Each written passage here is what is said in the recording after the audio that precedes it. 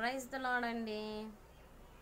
దేవుడు మిమ్మల్ని దీవించి ఆశీర్వదించునుగాక. మరి ఈ రోజుల్లో అనేకమైన పరిస్థితులు వల్ల భయపడుతున్నావా? దిగులు పడుతున్నావా?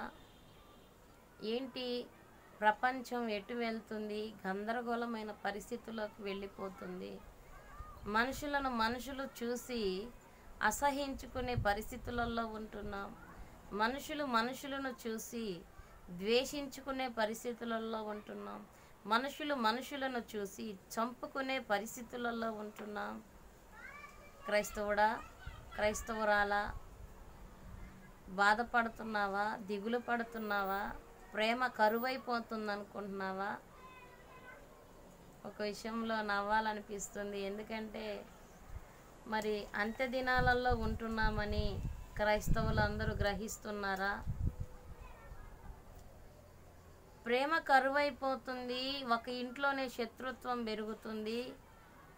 అమ్మంటే పిల్లలకు పడట్లేదు, పిల్లలంటే అమ్మకు పడట్లేదు, భర్త అంటే భార్యకు పడట్లేదు, భార్య అంటే భర్తకు పడట్లేదు.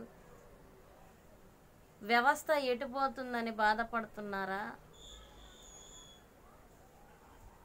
దేవుని లేఖన గ్రంథములో తెలియపరచబడుతుంది కదా, నా అంత్య దినాలలో మనుషులు విరోధులవుతారని, లోకమంతా అల్లకొల్లాలవుతుందని మరి బైబిల్ గ్రంథంలో రాసి ఉంది కదా.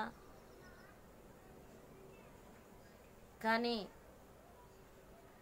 దేవుణ్ణి హృదయపూర్వకంగా విశ్వసించి మరి విశ్వాసము విడకుండా ఆయనను గట్టిగా పట్టుకొని ఆయన అంత్య దినాలలో ఎత్తబడే సంఘములో నువ్వు ఉండాలని, ఎత్తబడే వ్యక్తిగత జీవితంలో నువ్వు ఉండాలని నేను తెలియపరుస్తున్నాను. నా మాటలు నిన్ను ఒప్పించి కష్టపెట్టినట్లయితే క్షమించమని దేవుని పేరిట తెలియపరుస్తున్నాను. ఒకవేళ నిజమే సిస్టర్ గారు, అంత్య దినాలలో మనం ఉన్నాం, ప్రేమలు కరువైపోతున్నాయి, మీరు చెప్పింది 100కి 100% కరెక్టు అంటే దీనికి సింబల్ ఒకటే. ఈ వీడియో చూసి లైక్ కొట్టమని కోరుతున్నాను. ఈ వీడియో సింబల్ చూసి లైక్ కొట్టమని అడుగుతున్నాను. ఎందుకంటే ఈ రోజులలో ఎన్నో విధాలుగా ఎన్నో సబ్జెక్టులుగా మాట్లాడుతున్నారు, కానీ యథార్థమైన మాటలు మాట్లాడేవారు తక్కువైపోయారు. దయచేసి నేను మాట్లాడేది ఒకవేళ నీ మనసులో నిజముగా దేవుడు నాటినట్లయితే దయచేసి దీన్ని లైక్ చేసి ఇతర వారికి షేర్ చేసి దేవునిలో ముందుకు తీసుకువెళ్ళాలని మీకు తెలియపరుస్తూ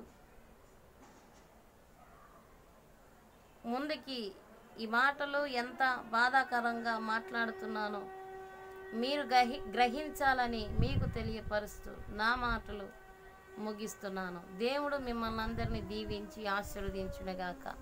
గాడ్ బ్లెస్ యూ.